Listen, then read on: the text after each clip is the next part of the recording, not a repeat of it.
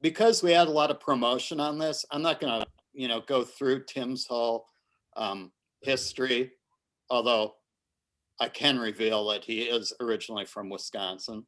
And yeah, so you guys all know, all the places he's shown and all the awards he's gotten and all this stuff. But a lot of people have been asking me, Johnny, how do you know Tim Sullivan? And I have to say, it's directly related to his physical resemblance to the pop star Heino. That is true. I fully remember this. Yeah. So I believe it was at a Man or Astro Man show that Time Bomb Tom put on.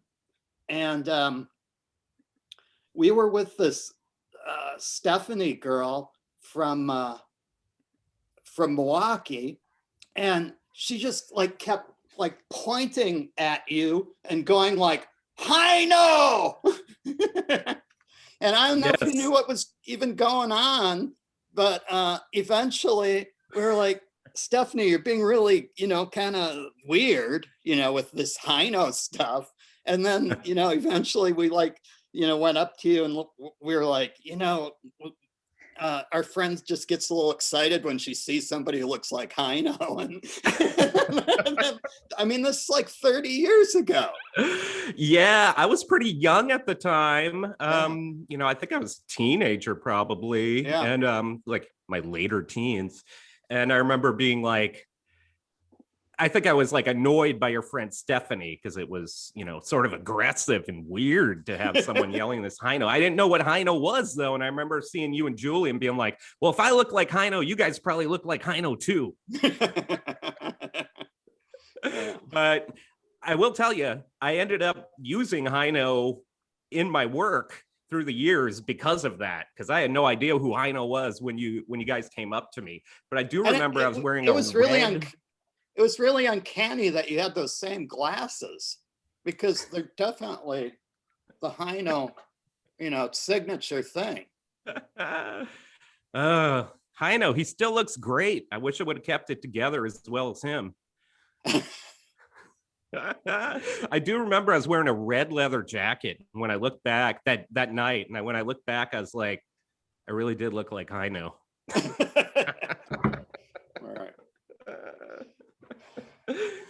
Years later, I was, this is just Johnny and my history, and I'll be done with it quickly. But years later, I was in Chattanooga, Tennessee, and a guy came up to me. Excuse me? Oh, sorry. I thought someone asked. But someone came up to me in Chattanooga, Tennessee, and specifically asked me if I knew Johnny. And that felt very weird for Chattanooga, Tennessee. And I was like, well, yes, I do. And that was Thomas Toulis, the photographer out there. For some reason, by looking at me, he thought maybe I knew you guys, you and Julie. Well, we ended up being friends. Know this about Thomas Toulis. When 9/11 happened, he had a painting up in a gallery in Atlanta of a 747 flying into the World Trade Center that he painted 2 months before. So he's psychic. Yeah. It's probably all those canned peas. Yeah. Anyway. He lived on canned peas and milk. Anyway, should I start? Yeah. Awesome. Thank you, Johnny, for the introduction.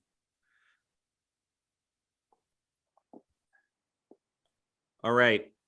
I just want to get the my screen sharing is working. Yes. Okay. And not that I can do much about the audio situation, but definitely let me know if the audio's too much of a disaster to play videos where the audio is important. Most of my videos, the audio isn't that important. Anyway, all right. Yes, I'm Tim Sullivan. Thank you for the introduction. I am going to play an introduction video. This is a video that was made for this prize that I won. probably about 10 years ago now. And it was a horrible situation. It was one of the most disastrous, worst situations I had in the art world, strangely, through winning a prize. But it was just the people. But what I got out of it is this video, which I find pretty amusing. So here you guys go. This is me.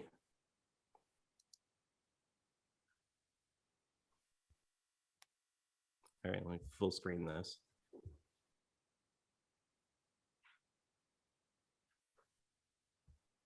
Hi, I'm Tim Sullivan. I'm from the Midwest, from Wisconsin.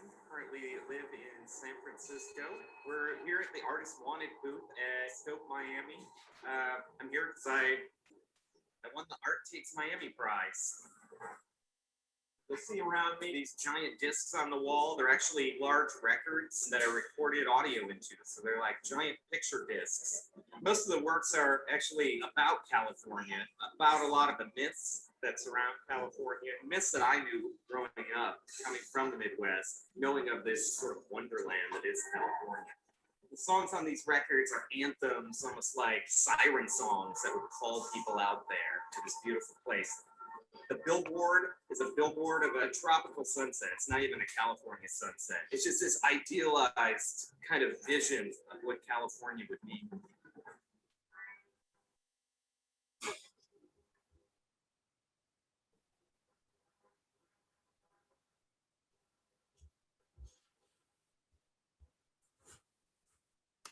All right, so that's me, if you were wondering.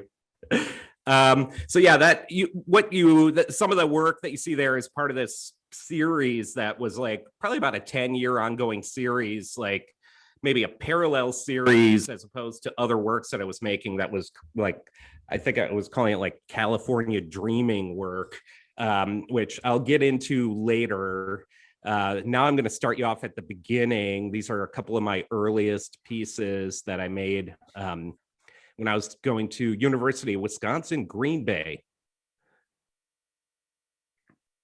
I'll probably talk over the top of these a little bit, but I was making some kinetic works. Hold on, let me close that.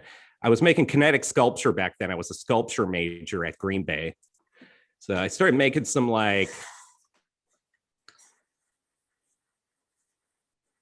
drawing machines and using a lot of found objects. These are like chalkboards that I had this chair. I was using chairs a lot.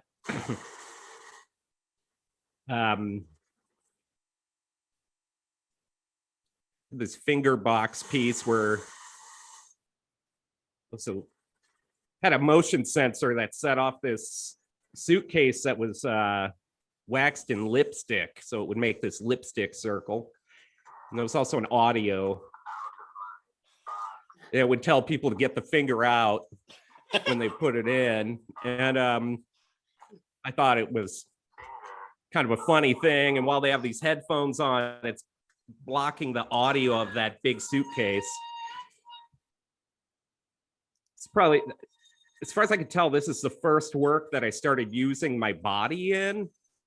And I had like a chalkboard thing going on then, there's like sort of like, nails on a chalkboard. I had definitely like a texture thing with chalk and chalkboards. I always would think of putting my teeth across a chalkboard or something. So I made this sort of contraption that I had to bite onto so the audio would kind of vibrate through my skull. So there was also a microphone hooked up to that. So it gave you an idea of what I had going into my head. So I think this piece is kind of like definitely a connection between the sculpture and the body. Pretty obviously, right? I'm biting on this sculpture that's making these vibrations going into my body. So I feel like that was kind of like a jumping off point where I started doing some more body pieces because I was doing like, make a chair jump around, but I could do some of these things or kind of like complete some of these ideas without even making a kinetic sculpture. I could just like do it myself. So I thought it could be this like really like more direct way of getting some of these ideas across. So it was like one of my first, I don't know why these don't want to open. Whoa, pretend you didn't see that. So this was one of my first photos. It's just me falling out of a chair. I was just doing things with balance, my body, gravity, weight. I was doing some of this stuff in Wisconsin. I was taking photo classes and sculpture classes, and nobody liked this work, the photo teachers or the sculpture teachers. But I thought I was making a great connection between the two. But I also showed this on the wall, like in this vertical way. So I was kind of playing around with ways to get an idea across. I think there's also, you know, as you could see, I was making stuff with film, Super 8 film. I was kind of just playing around with film and stuff like that. So after making a bunch of those and using my body and things, I think just seeing my body in the frame a lot, and whether it was on video, on film, on photo, within photo, I started making these narrative pieces where, you know, I was just coming up with things from my own history and kind of making these more theatrical narrative works. You know, this is, I don't know, late 90s, early 2000s kind of time period. And I do feel like there was, you know, I never try to follow what any artists are doing, but, you know, sometimes there's kind of like a zeitgeist in the air. You're seeing a lot of stuff. So there was definitely, you know, I was seeing a lot of photo out there that was narrative or theatrical somewhat, you know, Cindy Sherman, definitely, you know, Matthew Barney at that point. So I think Paul McCarthy, I think some of that stuff was in there. So, so, you know, this was called Uncle Joe's Story. And I would just assault these when I would come up with an idea and do a performance, like a stage performance. I would assault them with all kinds of media. So I would do photo, I would do sometimes Super 8 film, sometimes 16mm film, sometimes video. And I think I was, you know, I was still really, really young and kind of like new to making art. And I think I kind of was searching for the best, you know, you want to portray the idea in the best way you can, in the best media you can. And I think I was just like, why don't I just throw all kinds of media at it and see what comes out, you know, and then just show what I think is best. And then through the years, weirdly, sometimes 10, 15, 20 years later, I'll look at some of the media, like the Super 8 film of this piece, for instance. You know, I look at it and I'm like, hey, that's kind of good. Now that, you know what I mean? But even though back then I was like, I don't want to show that, it's not as good. You know, I don't need all that information. This is another one. It's obviously this, I mean, not obviously, but if you ever looked at records in a thrift store, it's from Herb Alpert's, Herb Alpert and the Tijuana Brass's Taste of Honey record cover. So I would write scripts, you know. I was kind of like, I was actually in a film program at this point. I had moved to Olympia, Washington. It was going to Evergreen into a film program there. So we had to write scripts. So I'd write these scripts that were like 3 lines or something, because you had to write a script for your movie, you know. So I'd be like, I'm the model for the record cover of Herb Alpert and the Tijuana Brass, and then I get angry, and then I kind of flip out on stage, and then I end up on the ground. Like, that would be my script. So then I would never rehearse any of this stuff. I would just do it and, you know, see what happened. And my friends, who were a bunch of filmmakers at that time and artists, they would just like do, you know, take control of the cameras for me and stuff. I would do a lot of thumbnails and stuff like that. But anyway, that during that time I had a show in Seattle, Washington, and they were doing a thing where the curator thought it'd be cool that if people in the community would write something about pieces on the wall. It was it was in Bellevue. It was at the Bellevue Art Museum, which is like a suburb of Seattle. And this one, the real model of Herb Alpert and the Tijuana Brass wrote something. So the actual model wrote something about how good I looked. And then actually Bill Gates Sr. Wrote something really horrible. He said it was one of the worst things he's ever looked at in his life. So anyway, that's, I think I still have the printouts that were on the wall next to it. I was like, why would you put that on the wall? It's like Bill Gates trashing me. It was like he put a definition of what art was supposed to be. And then he said, this is not that. And this is just ridiculous. So anyway, I was using my body a lot at this point. I started doing some pieces, just, you know, use this is the first of a series where I started laying on things. A couple years later, that planking thing came out. Remember when everyone was planking? I don't think anyone remembers anymore, so it doesn't matter. But at the time, it annoyed me because everyone's like, oh, you're planking.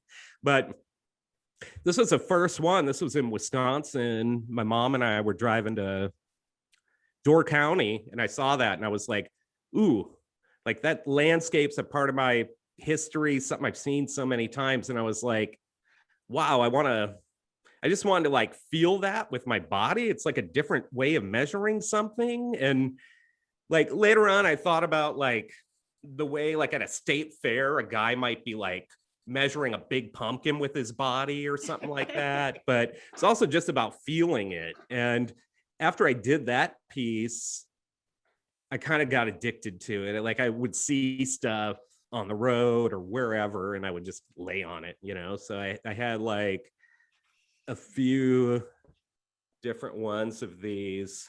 But yeah, there's a bunch of them. A lot of rocks, obviously, like out here in California or near the desert, a lot of me laying on rocks.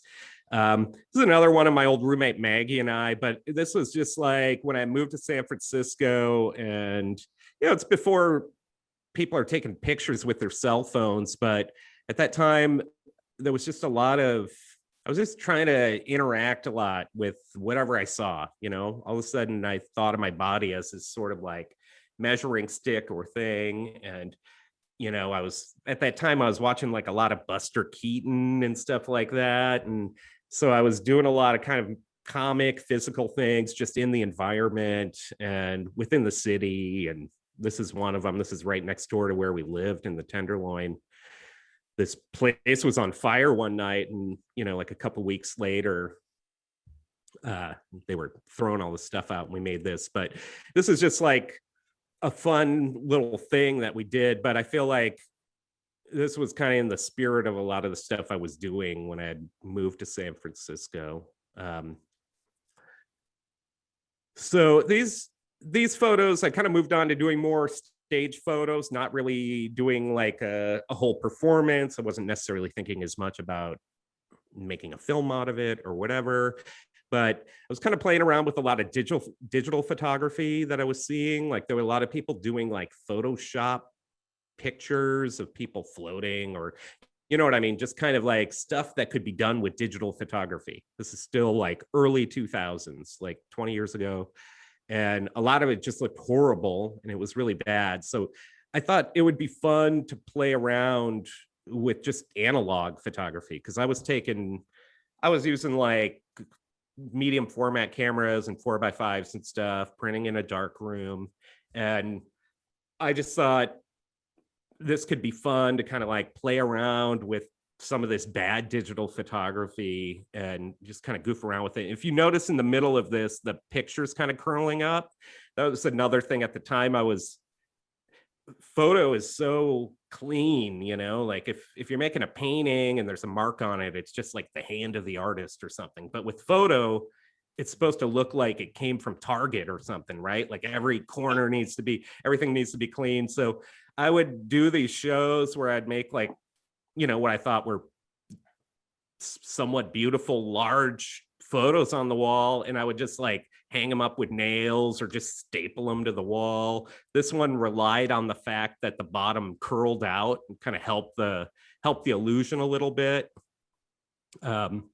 I luckily was living in an apartment with rafters at that time. So the bottom piece, I'm just hanging from the rafters, and the top piece, I'm just standing there.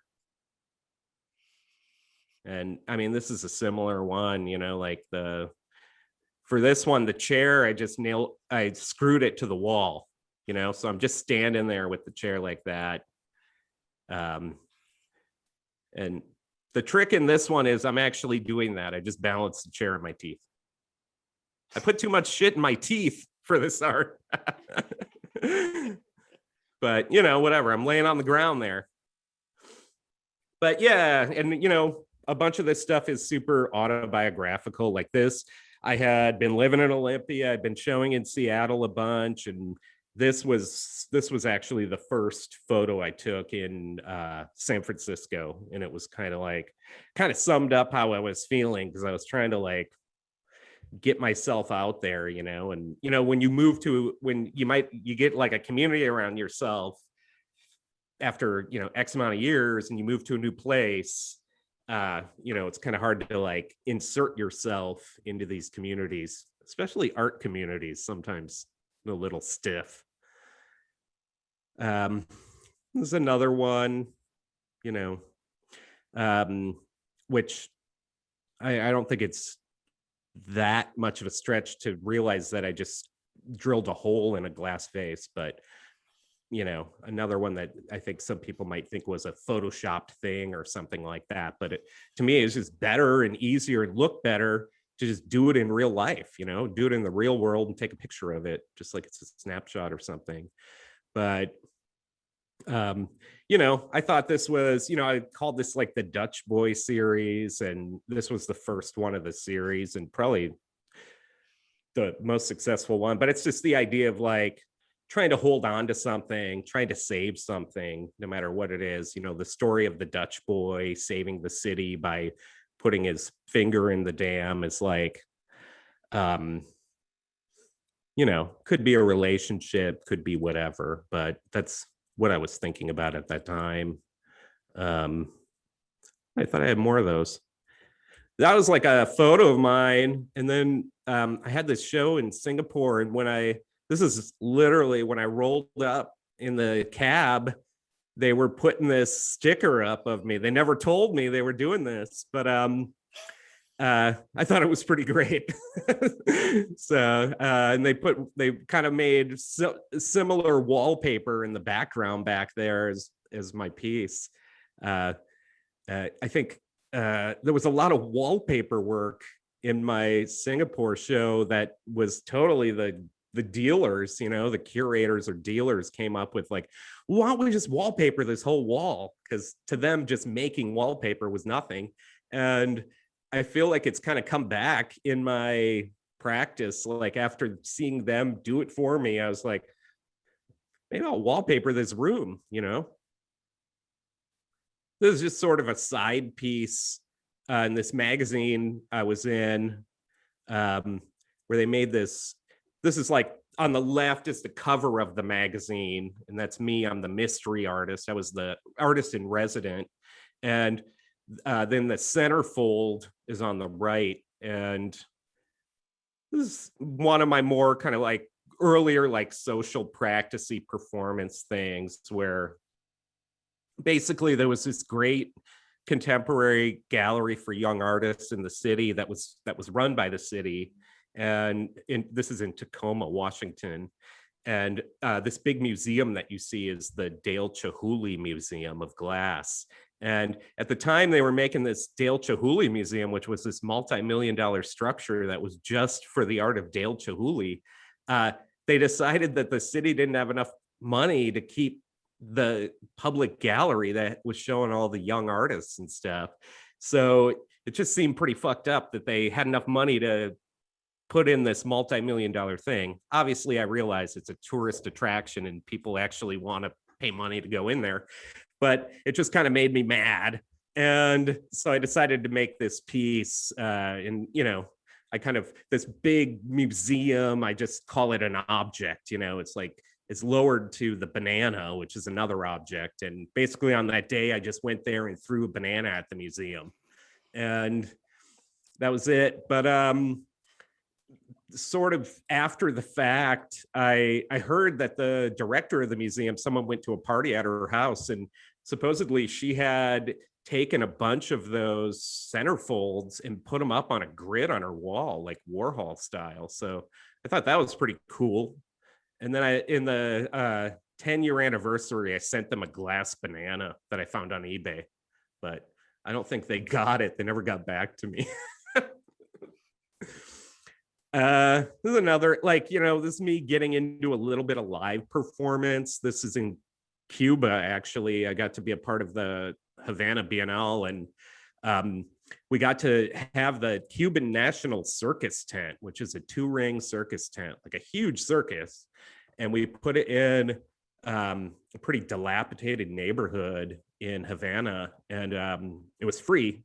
So it was awesome. It was like a real circus, like seriously, thousands and thousands of people with their shirts off, because it's like 100 degrees in the audience, and they thought it was a circus. We put it in their park, a circus tent up in their park, in the center of the neighborhood, and their circus they ended up with was a bunch of performance art, but they got into it. They were like clapping and screaming and getting really into it. The one guy just played a video game of a soccer match, and it was like Cuba against someone else, and he played the video game on a projection, and people were just screaming, like cheering for the team and stuff like that. It was an awesome experience. But yeah, this hat, if you see that hat on the ground, that's an old hat from like late 1800s, and there's like a lot of room on the top of it. So I actually made a little diorama on the top of my head that was like a snow village. Like one of my mentors and teachers at the time is a Cuban, he's the first Cuban video artist, Tony Labat. And he was telling me, man, those Cubans are going to look at you and freak out. You're so white. They're going to think you come from, like Antarctica, or like what I mean? Like they're going to think you come from some snowy land. So I made this snowscape on my head, and I put a hole in the hat, and then I put it right there where people could look at it. And then I put a hole on top where I could put a flashlight to light it up. And man, I had kids. It was like Pied Piper. I had these little kids running around after me all over the circus tent, just wanting to look inside the hat over and over again. Yeah, it was fun. Anyway, this is a thing I did with my teacher, mentor, George Couchard. Well, I'll just start playing it, and maybe I can talk over it so this thing doesn't last forever.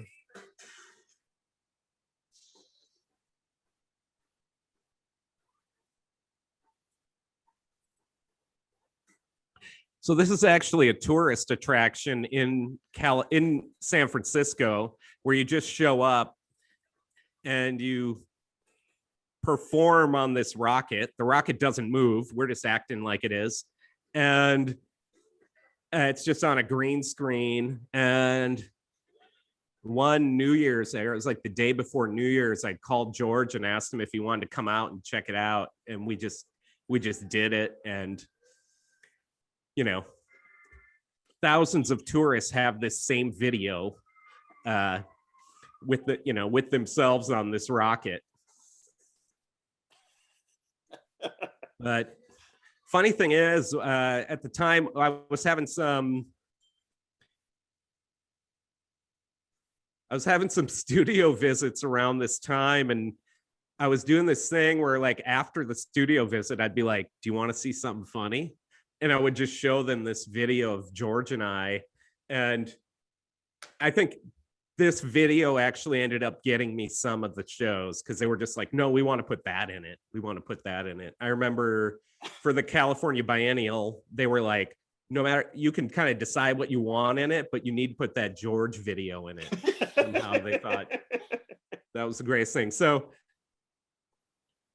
this thing kind of worked out for me. And it was just a fun time with George. We went on one of those 4D rides afterwards, where it's like 3D, but they also squirt water at you and shit. And he laughed like a 5-year-old child the entire time. It was great. Anyway, George Kuchar, if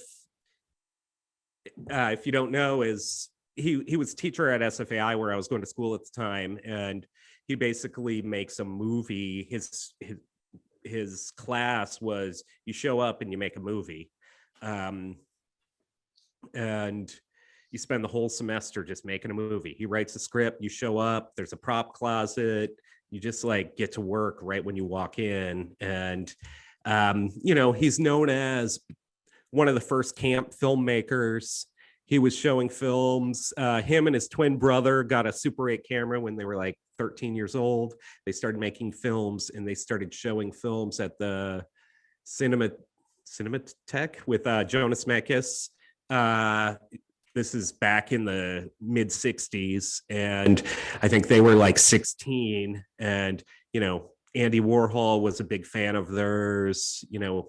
John Waters in the end ended up saying that, George was one of his biggest influences. So, massively influential with, probably with Warhol, Kenneth Anger, George, some other ones out there, probably the first camp filmmakers out there. So, him and I, we hit it off, and I started, he uses everyone for his work, all of his students. So I was always in a bunch of his films. I was probably in like 12 of his films. Even after I was a teacher at SFAI, I would just show up to his class to be in his films. Even if if you just show up, this was known for years by a lot of his students. If you just show up, he'll write you into the script right there. He'll just come up with something new that gets added in, so anyone can just show up and be in it. And it was always very like politically incorrect for the times. He never kind of stopped his sort of way of being since the 60s, but I mean, it felt like walking into the 70s every Friday, basically. Well, I guess I can, sometimes this jumps, I get overexcited. I'll only show this for a second. I think they showed this Andy Warhol eating a hamburger thing for a Burger King commercial during the Super Bowl last year. Otherwise, it was a pretty, I think, a kind of an obscure videos made by this Swedish guy, Jorgen Leth. I actually wrote to him to see if he was cool with me using it. And his wife said, no, I don't think so. And then I did it anyway. I just didn't sell it. I figured if it's not for sale, it's no big deal.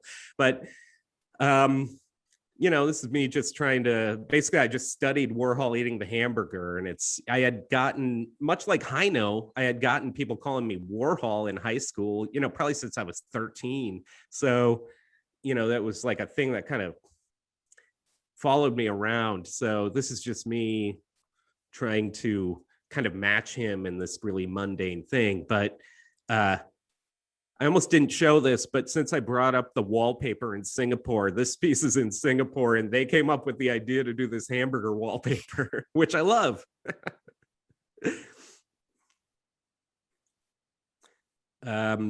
So this is probably the first piece in the California Dreaming piece. I made this piece in Oakland, which, like San Francisco and Oakland, they're not like warm places like you might think of as California.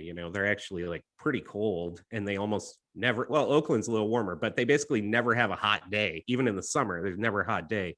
But so the idea behind this piece was sort of this view as me being someone from Wisconsin, being from the Midwest, and this sort of like this concept of California. Obviously, this billboard is of like some island in the Seychelles, but like this concept of it being like just some kind of like hot wonderland, like, I don't know, Miami or something. But and then you come here and it's obviously not. So I decided to make this billboard and then just kind of like blow a hole in it so you could see the actual weather coming in behind it. And then beneath the billboard, is the hole just inside the gallery below. So that was just the beginning of this sort of concept. And then I kind of started a series where I was talking about that a lot. I got to do this show in Ireland, in Galway, and that's what you're seeing right now. And I decided to call the piece "Endless Summer." It was in the winter in Galway. Galway's on the ocean, on the coast, and it's very cold there in the winter. And I was talking, the art festival was called City of Strangers. So they wanted people to bring things from where they come from or whatever. And I was talking with the curator, and she was saying, like, it's winter now, but we never had a summer last summer. It's just been winter for over a year. So I made this show called Endless Summer, where I was going to bring this magical California summer thing to him. So we cranked the heat up in the gallery, so it was really hot. I made, I guess I decided I was going to do a virtual surfing competition. After that Kuchar piece on the green screen, I decided I would buy my own mixer so I could do live mixed video with backgrounds. So I made a surf trophy. You can't really see it that well up in the upper left, but there's a trophy for the winner. And then, I had a surfboard on a blue screen, and a bunch of people were saying, wow, these Irish people, they're really shy. They're not gonna go surf in front of everyone, because there's also a video projected of you surfing with a big wave behind you. And they're like, they're never gonna do it. They're never gonna do it. So this, if you see this little golf thing, it's kind of hard to see, but it's this like inspirational golf poster, but kind of where his dick would be, I had a tube sticking out that had Powers whiskey running through it. So, and that was right at the front of the door. So like, I was like, what if I get him drunk?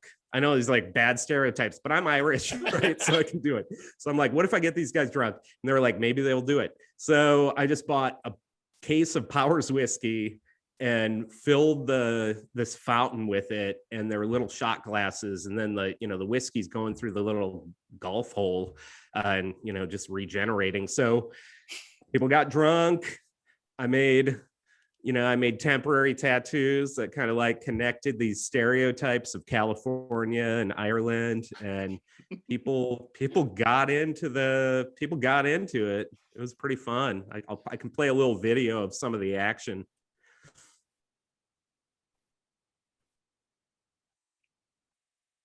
Oh yeah, this French guy showed up in a wetsuit. I thought that was cool. He should have won. Everyone was mad that I didn't give him the trophy.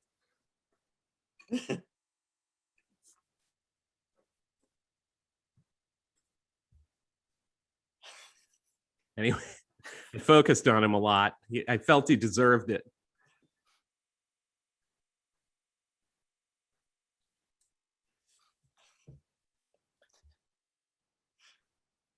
Anyway, yeah, people got into it.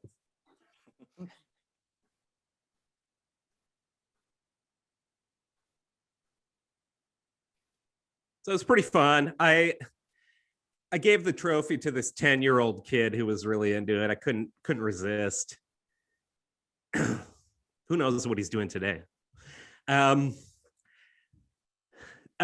this is going further with the whole California Dreaming project. I was thinking of a lot of songs. I had around that time, I made a piece with a big pile of matchbooks that was like 50,000 matchbooks that had these songs about California.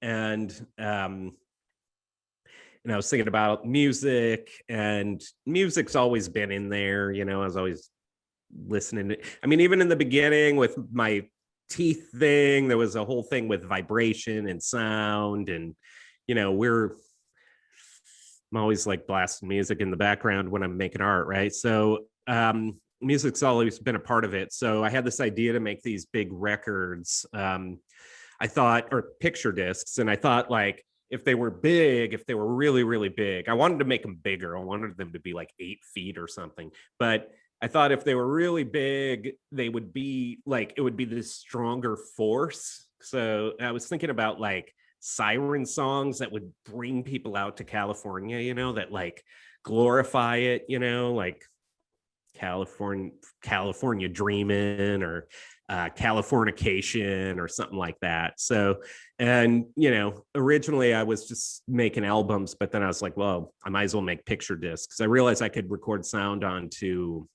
polycarbonate, which is basically what a CD is made out of. And I was, the first recordings I was making was on little CDs, as you know, experimenting with putting sound into things. And then I was like, oh wow, I can, you know, there are places where I can just back print photos onto polycarbonate. So you know, so the pictures kind of relate to the songs. You know, like the Jane Mansfield one is Californication by the Red Hot Chili Peppers. The Charles Manson one is California Man by The Move. I think I put Hotel California in there. And then, oh, and then I did the Beatles song that the Beach Boys song that Charles Manson wrote onto that kind of Aleister Crowley one. That's just a picture from one of those albums. Self-portrait as Charles Manson's third eye. Oh, there's the pile of matchbooks. I made it kind of like a Felix Gonzalez Torres, like people could just pull the matchbooks when they want. And I'm a big fan of Felix Gonzalez Torres. I think he's definitely the best artist of the 90s, but like one of the best artists in my view.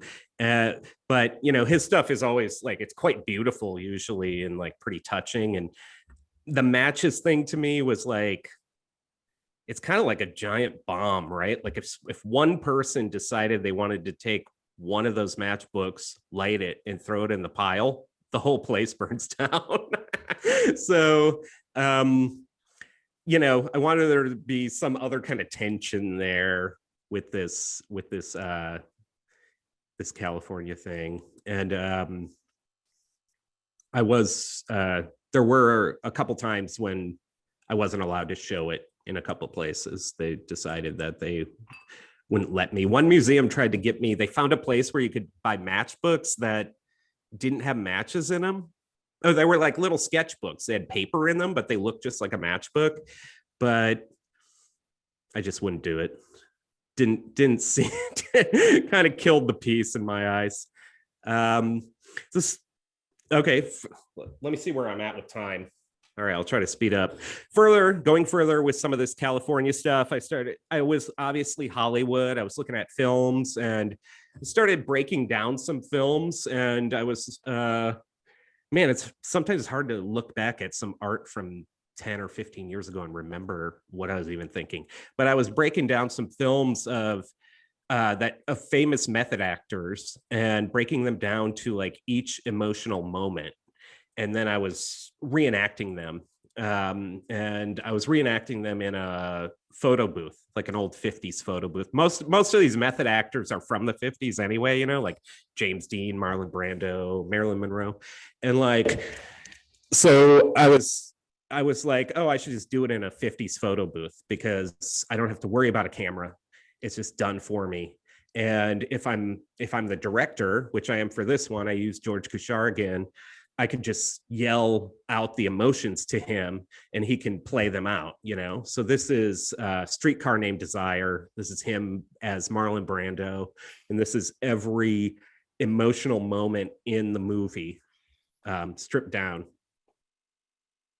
It's hard to see this one. This is another way that I displayed. This is actually Wizard of Oz. So you can see some of them are with a color photo booth and some of them are with a black and white photo booth because it starts in black and white, then it's mostly in color, and then it goes to black and white again. So that's me doing Dorothy in Wizard of Oz. I also made a book out of the George one, which is nice because I could just, whatever I want, I can tear the pages out of the book and make like a kind of like a wallpaper or a mural on the wall. I also set up a booth in the gallery when I was showing this work, and I just had any of the gallery goers be different characters. I think I did Rebel Without a Cause. So I had a bunch of people being Rebel Without a Cause on video, and I was doing, I had a light. So they're in pitch black, and then I yell out their emotion, and then I turn on a bright light. So it's just a video that's kind of like different people's faces shooting in, and they're all James Dean and Rebel. I'll just show this for a second, but this is just a levitation piece, and it's George. George has this, it's this sort of famous moment from one of his earlier films where the woman who's like the sex pot in his film doesn't want to show her bare ass. So he just decides to put his own ass in. So it's like you see her and she's this beautiful young lady, and then you see his big hairy ass when it's supposed to be hers. So I did this one where I was just with George, and I just filmed his front there, and then the feet are mine. And I just thought that was like a funny thing. And still dealing with Hollywood here. Somehow I got onto Alfred Hitchcock's Lifeboat, which I don't know if you ever watched Lifeboat, but it all takes place in a small boat, Lifeboat. And he filmed it all in a studio, in a boat in the studio. And it's basically like back projected waves and ocean behind it. So there was this interactive show at SF Camera Works that they asked me to be in, and I decided to remake Lifeboat. And basically, once again, I was stripping down these movies to like moments. And so I stripped down basically just by watching Lifeboat over and over again and logging it. I stripped down Hitchcock's Lifeboat to all the moments, put a boat in the gallery, and was basically the director for anyone who showed up. So there were 3 openings, or 1 main opening, but then 3 like event nights. And so I basically made a film, and this is just with gallery goers. Obviously, some of them are my friends, some of them are people I know, and I could show some of that quick. So like, you know, these girls that you see in the beginning, they're basically all the same character, but they're just different people showing up at the gallery. And I'm like, get in the boat.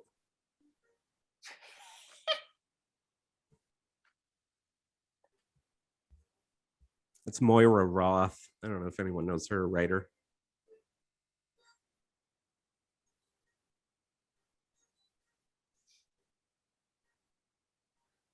So yeah, it's basically the whole movie. I stripped it down. I mean, I shot basically enough for a whole movie, but I stripped it down to a few. It's my old dealer, Lisa Dent. She's a director of some museum on the East Coast right now.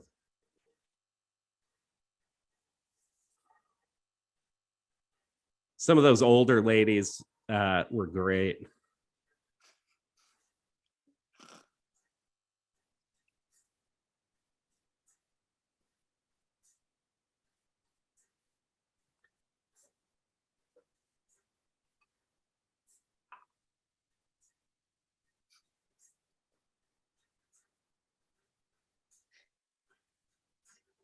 Some kids, always love it when kids get into it. But yeah, so it's just me trying to almost like recreate George and I on that magic carpet ride rocket thing.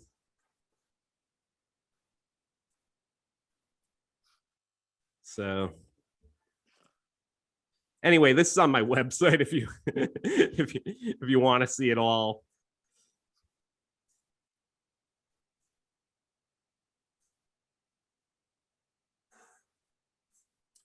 Oh man, this terrible couple came in and they wouldn't stop making out in the boat. So I gave them top billing. Jeez. So yeah, this is just like this project. I got stuck on it, you know, this California dreaming, but you know, it was great. There's plenty of material. There I was anyway. Oh man, not this again. Hold on. It's another piece. This one I was, you know, there's a real stripped down early performance piece by Charles Ray called Plank. that he's just doing in his studio that kind of looks like this. And then there's, you know, the John McCracken planks, which are these California Light and Space, really, you know, beautiful planks that he basically makes like surfboards. So I kind of put these two artists' work together, artists who I love, California artists who are influential to me, and kind of made my own using the same concept as I was using with the levitation pieces. Like, you know, when you see my body, I'm just laying on the ground, you know, and the camera's flipped.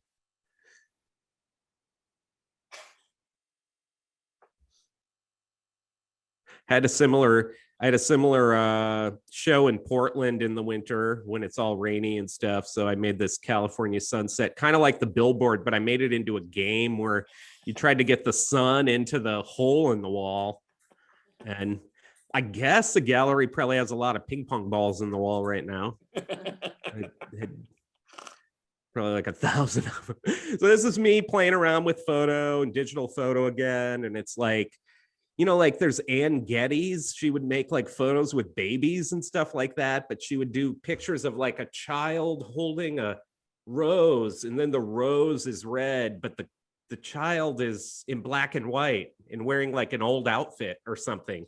So I decided to make these in real life. So I painted my face. These are just straight color photographs where I painted my face black and white. And, you know, if you see the photo in person, you can see my eyes and the skin around my eyes. But so I was kind of doing that. This is a throwback to my Dutch boy piece. So these are fake flowers that I dipped in like black ink.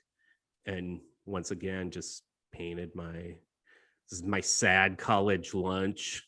And I just left the soup red. So, you know, you could kind of see it. Same with the tricks. I spray painted the cereal. So you can kind of see some of the color sticking out a little bit, but just kind of playing around with photo. And I guess in that tone,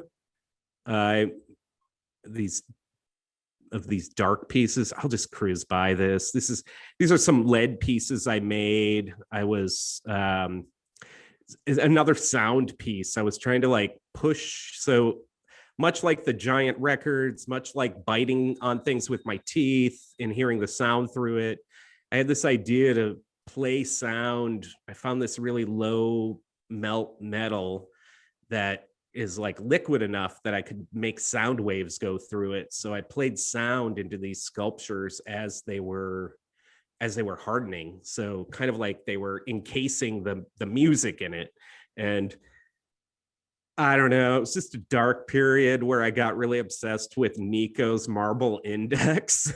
And I was thinking about Nico, and I had just read something about some of these artists who had really dark periods toward their end, like Goya and Caravaggio and stuff.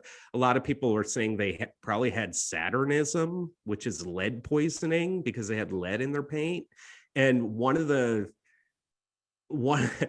main kind of problems with Saturnism is you just become super fucking depressed. So it kind of makes sense that this might be true. And so, yeah, this is just like a weird side project. You can kind of, as you watch, you can kind of see the sound waves starting to go through this lead and bismuth alloy. It's like a really weird low melt alloy. You can almost hold that stuff in your hand it's very toxic. There's cadmium and lead in it, but I wouldn't really suggest people even working with it like I was. But it fit the concept. I wrote a small book that I made out of lead as well that I punched the story into. It's more of a poem. It's my version of Ozymandias. There's Ozymandias, the Shelley poem that I think everyone has to read in high school. But yeah, just gonna zoom through some of this stuff. This is another photo thing where I was kind of trying to play around in the real world and then like change it within the, not really change the photo that much. I was basically trying to make negatives in real time. So on the right, you see what it looks like in my studio, which I basically would paint this stuff their negative color. And I was thinking about like, what if light shone black, right? And then shadows would be white. And you know what I mean? Like I was trying to see like, how could that be depicted ever? And my idea was to like make shit in negative in real time. And then basically instead of printing the negative, printing the positive. So, and on the wall, it's kind of hard to tell here, but this is part of that project. I have a lot of black light bulbs that are flocked, so they absorb light rather than give off light. And then those colorful things are, and then for that show, I made, Nirvana's Bleach. Their album cover is a negative picture. And it's kind of one of their first albums before they really broke out. And I actually, because I lived in Olympia, I had like this really rare copy of Bleach because this guy I knew lived in the house that Cobain lived in. And the first Bleach that came out, they forgot 2 of the songs on it accidentally. And I got a copy of that. And I decided to sell it on eBay to pay for this show.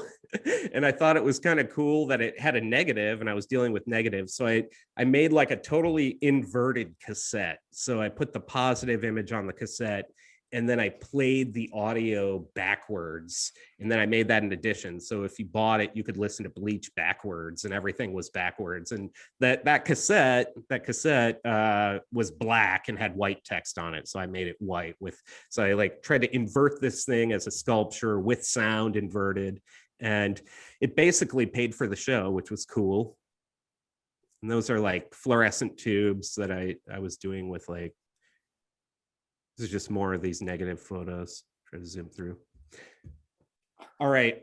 It's almost time for me to be done, right? Do people have time? Not with this coming. What's that?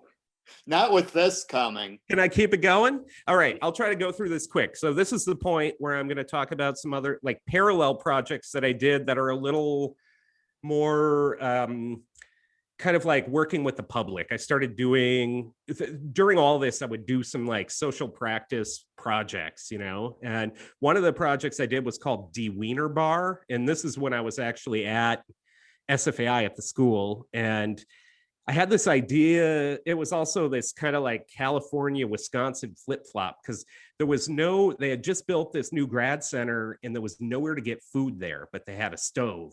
And I thought, oh, it would be cool because it was lunchtime in the middle of crits. I was like, what if I start like a hot dog stand at school because there's no one else selling food out there. There was just like a vending machine, which, California people are, a little more known for being like healthy and stuff like that. I was like, I'll start a hot dog stand. It'll be kind of German themed. And then I came up with the name De-Wiener Bar because it's also kind of like Die Wiener Bar. It's kind of like punk. And part of the deal was I would serve free coffee, like in those little crappy styrofoam cups that everyone hates. And in black Sharpie, I would write stuff like eat, die, Wiener Bar, or Wiener Bar is in full swing or something like that. Like just make puns and stuff. So then when everyone would go back to their crit, they would have these coffee cups with my work on it, basically. So it was just me kind of promoting myself. And, I got one employee. So there was a refrigerator there too, luckily. So they let me actually have like one of the drawers in the refrigerator was just for De-Wiener Bar. And then when I wasn't there, my employee could get it going. And one of my rules was when you started, the kitchen was always a disaster because it's all these art students who don't care. When you started, you made coffee. So you got coffee smell in the air and you just clean the hell out of the kitchen because I wanted them to not shut me down. And then you make hot dogs for people. And it worked. and I charged people. So I also made money, which was pretty funny. And this isn't actually at the school, but I was asked to be in a show about meat. Weirdly, it was like a meat based show. So I got to do Die Wiener Bar in a meat show, which was weird. And then another ongoing thing I had ongoing for several years, at least 5 years, was What is Art Live, which this is after George Kuchar, who I was talking about earlier, in his class, in the movie making class. This is after he had died, and I was teaching at the school. And though I was a new genres teacher, I asked to use the film studio because I just wanted to teach in his studio where he made all the movies and stuff. So I made this class called Video, our Internet Killed the Video Star, which was supposed to be about kind of history of video moving into the internet. And somehow the class just devolved into us making TV shows. Obviously, it was my secret dream that would happen, but the students were really on board. So we just started making TV shows. So it was kind of like a Kuchar class. We would show up, we'd make TV shows, and then I got hooked up with the San Francisco Public Access, and then we would start showing up at the public access station and making TV shows. So we would do shows that were for TV. We could actually watch on TV. Right after we filmed them, actually, a lot of times we could go to the bar and then watch them like a few hours later, which was fun. But here's sort of a little trailer for that. Hello and welcome to What is Art Live? Burning question. What is that? Is this real life? I am the internet Jesus. You just walk around charm. Give that lady a golden coin. You want to work a bunch. Oh yeah, we had game shows a lot too. What's the worst thing I could do if I'm trying to butter you up and get a show? That's Derek Bozier. He did some Bowie album covers.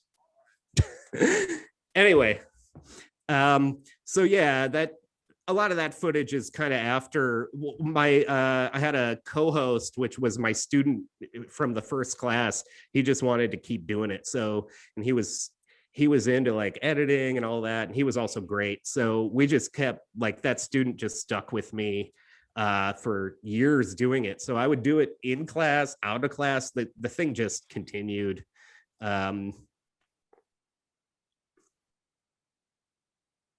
Sorry, it takes a second when I click on some of this stuff. This is just like a view from above Studio 8 while we're about to make a TV show. You can tell there's some students just on their cell phones, but then some that are really into it. These were some of our commercials on public access. This was for our Easter show. Oh, that's also for our Easter show.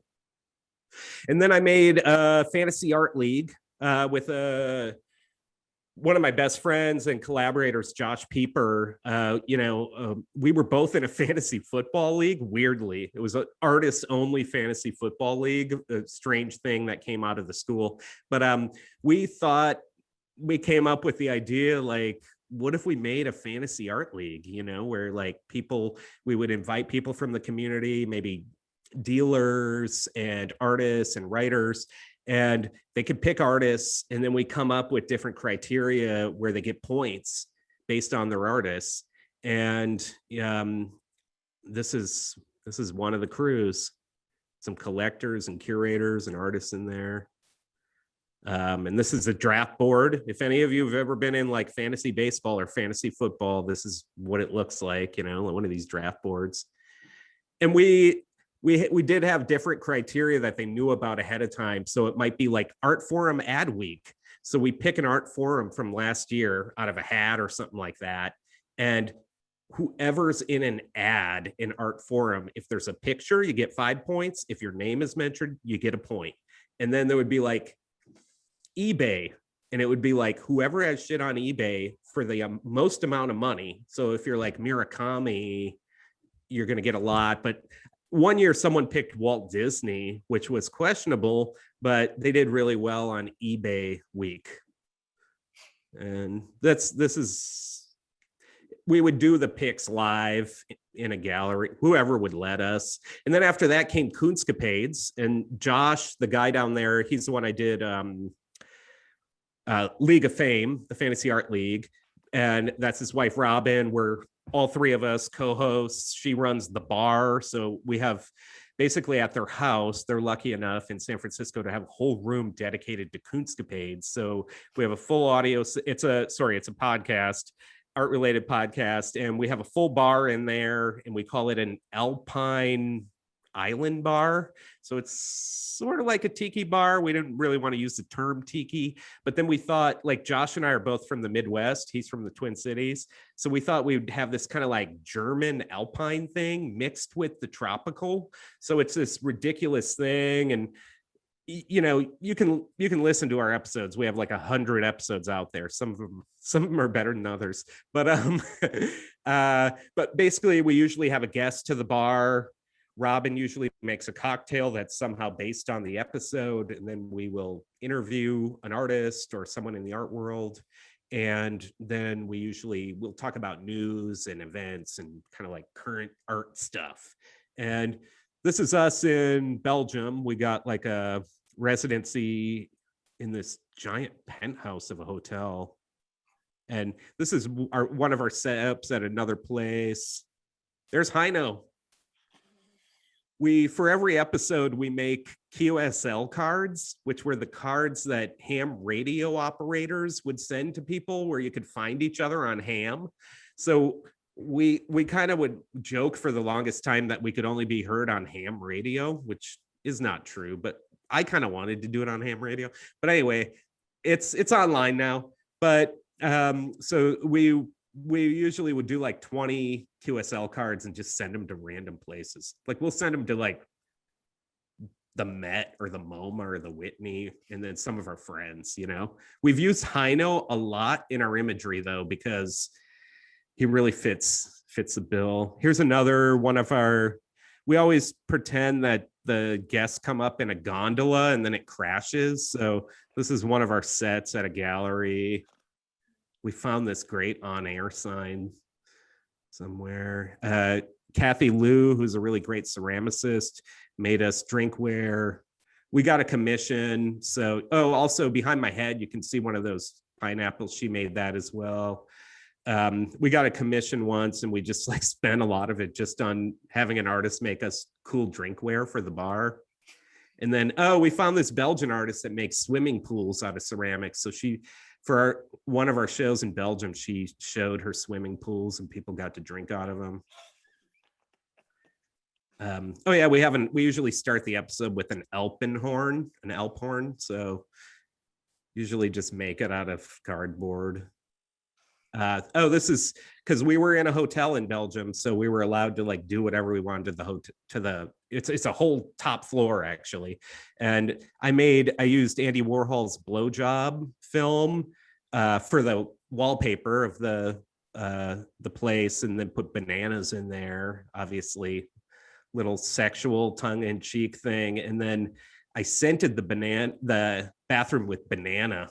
I always think it's really gross to have a food scent in the bathroom. So, and these are just some more this is around the hotel actually. It's hard to see because it's down hallways, so they're kind of close up, but just some of my sculptures and stuff. And man, I was going to start talking about the stuff I made during quarantine, which was like acid blotter and some bleach paintings. Should I cut that and just have people look it up online? I know we're getting a little, going long. Let's get some questions. Let's get some questions going. That sounds good. Let me exit. Just jump in if you have a question. Unmute and jump in.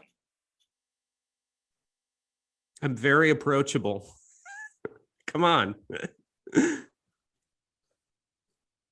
I guess I would want to ask, would you think about your work as demonstrating mimesis, or do you think it's mimetic by itself?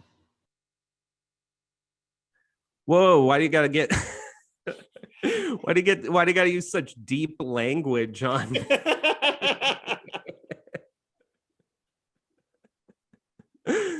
I'm going to say it's mimetic by itself.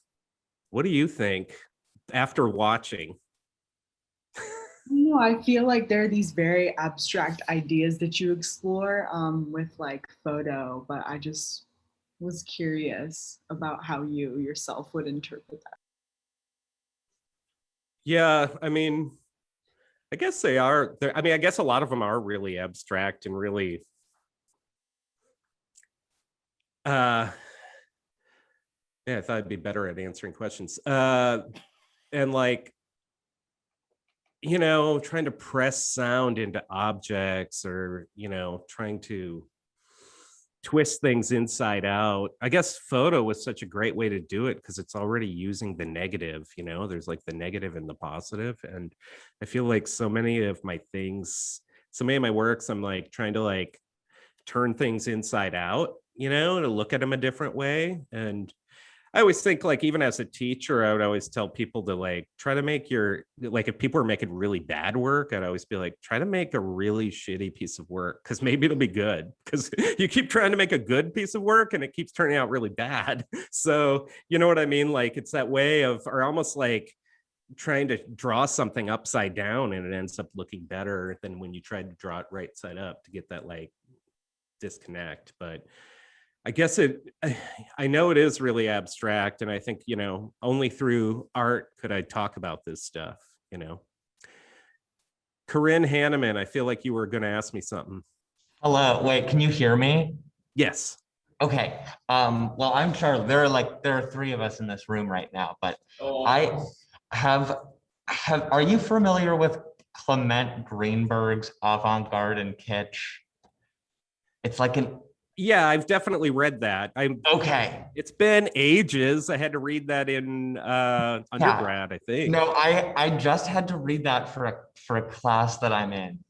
And Yeah. It was the funniest goddamn thing I've ever read. And I have just been like walking around like my campus, like pointing at things and being like, oh my God, that's avant-garde. Oh my God, that's kitsch. And there's so much. How do you think about, I don't know if you've thought about this, but like, how do you think about your work as it relates to those two concepts? I don't know. I feel like a lot of the things I make are like intentionally kitschy, but then that puts them into like an avant-garde, like by like I don't know, by like playing with kitsch as like an idea that makes them not kitschy. Yeah. I don't know. How does that have you thought about that before? I don't know. I know I have, and definitely like delineations between kitsch and camp, for sure. And I know I've read that article and it's been ages, not unlike Suzanne Sontag's notes on camp, which, I feel like goes into similar places. And I've read that more recently, but that still means like 10 years ago. But I always thought that was such a great piece of writing. But I don't know, avant-garde. What is avant-garde anymore? I don't even know anymore. What do you guys think of as avant-garde? I mean, it's, the art world is so weird right now, right? Like right now, like one of the only things people want to talk about, and what we're going to talk about, I think next week on Kunstcapades, is NFTs, right? Yes. And I was literally thinking about those as like I was reading that and I like made a note. I was like, are NFTs avant-garde? Yeah. And they actually seem like they might be, because they do kind of, they fuck with the system really hard. They fuck with the gallery system really hard, but they also fuck with the whole system of the art world in general, because I'm sorry, I'm getting off your avant-garde and kitsch a little bit, but but wherever it leads, right? But exactly. Like seriously, the most popular and the most lucrative, like it's all about money with these NFTs. The people who are making the most money, if you look at like their art outside of like their NFT as an art, it's horrible, right? Like the guy who made the third most expensive work of art by a living artist, Beeble, right? Yes. he's a terrible artist. And like it's really weird that like someone just bought this for $66 million and people started, because it's very tiny little images, people started pulling out all these like images that are like racist and sexist and classist, and now people are like, I think the person who bought it is probably like shit, but just a bad artist and someone who is not connected to the history, doesn't know, probably doesn't even really have a concept of the avant-garde. But he, because of that, he's kind of one of the most avant-garde things. Exactly. Yeah. He's so out of the loop. Like any artist, any known artist who's been around for a while would look at this stuff and just be like, oh my God, so terrible. And then he'd just be like, whatever, I sold my piece for 66 million, bitch.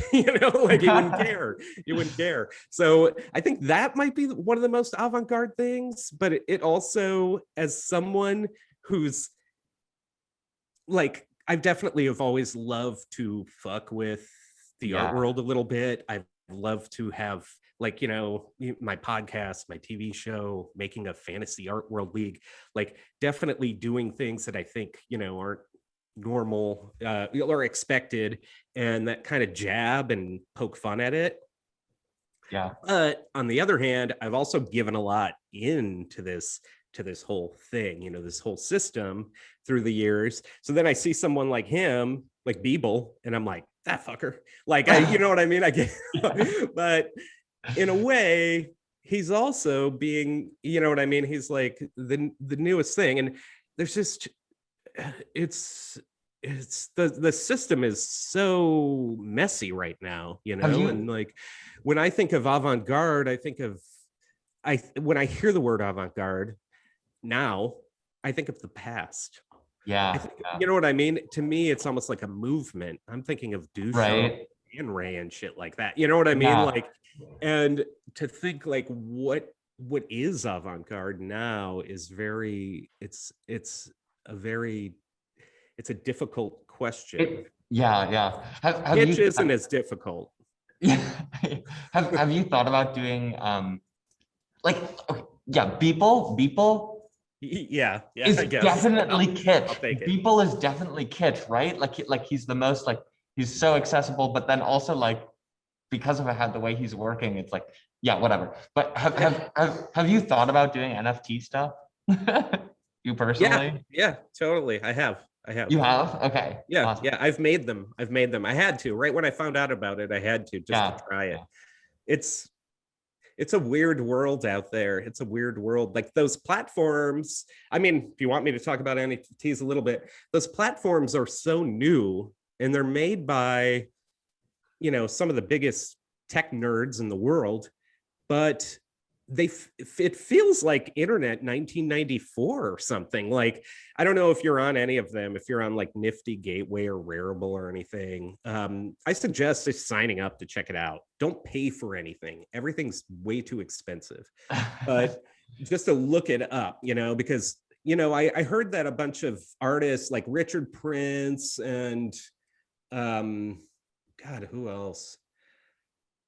I think Sherry Levine, a couple like big name artists are making NFTs. I mean, obviously like Cause and like all these like juxtaposed graffiti artists are making NFTs, but I'm just talking to like codified art world artists are making NFTs. So I was like, I need to go out there and look these up, So I found them and I was like, oh, I should definitely buy like an early Richard Prince NFT, because it might just seem like, you know what I mean? Like getting in on some kind of weird gold. Like this is just me being partially an art nerd and also just wanting to make money. You know what I mean? Because I have an in, I know about art stuff, Yeah. So, I went on there and I did that. And then I was like, I'll make a few. So I made some NFTs too. But it's such a weird, trying to find anything, trying to search anything. It's not intuitive. It's very strange. Like, and they're like at the forefront. Like to me, I'm like, this is not user friendly. What is wrong with this? This doesn't feel like Instagram, but anyway, I would suggest going on there, Corinne, and just checking it out, because it's whether it's the future of art or at least something in the future of art, it's definitely worth knowing about, and everybody's talking about it. You know what I mean? So to me, it's interesting, but I also kind of hate it, and I love making objects. Like right now I'm making, at fake acid blotter and negative bleach paintings using basically clothing dye and bleach. Like I like making objects and working in, even with my photos, I like making sets, working in kind of like real time. I'm not against people using the internet for art or whatever, or even TikTok being an art practice or something. I'm all for that. But to me, I like getting my hands dirty and, messing around with lead and cadmium. Don't do that. Anyway, thanks. I hope it kind of answered your question. No, that was great. It was less of a question, more of a prod. It was a prompt. Anybody else? Don't bring up the last thing you read. I probably haven't read it in 20 years. Someone just asked me a question about my art. Come on. Either way, Johnny, you got anything? Anyone in the room?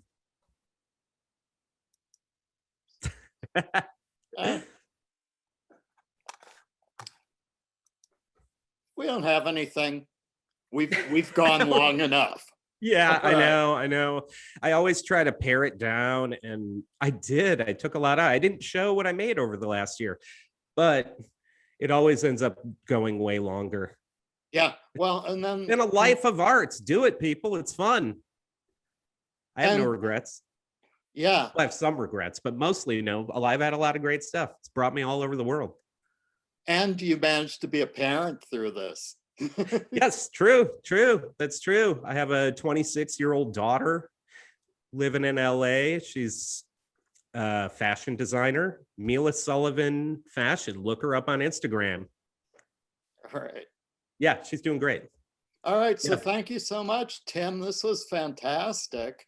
And I've looked at your website, but like having you narrate through it in a kind of chronological way, it adds, I mean, it's just nothing like just going through it on my own, so. Awesome. this was Maybe I should great. write more stories online or something. Do a little video, but yeah, no problem. Thank you so much for having me. I'm totally honored. It was great to talk to you all. If any of you have questions that you didn't think of now, or you're feeling shy about or whatever, feel free to hit me up.